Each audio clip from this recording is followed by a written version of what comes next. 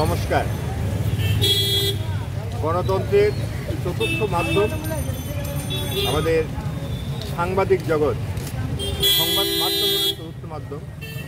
তাদের স্বাধীনতা অক্ষুণ্ণ রাখা একান্তই প্রয়োজন। আর আজ আমাদের পার্শ্ববর্তী দেশ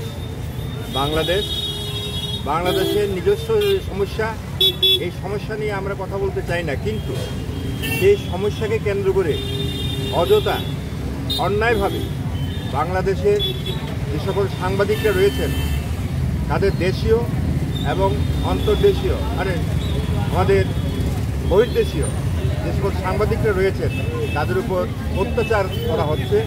মৌলবাদীদের এই যে অত্যাচার কিছুতে মানা যায় না।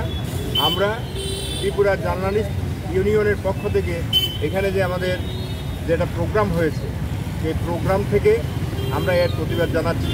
মৌলবাদী যে চিন্তাধারার প্রতিবাদ জানাচ্ছি। বাংলাদেশের সাংবাদিককে মারা হয়েছে, সংবাদ মাধ্যমের সমস্ত তাদের অফিসগুলো জ্বালিয়ে দেওয়া হয়েছে, এটা মানা যায় না। এতে গণতন্ত্র রক্ষা পাবে না।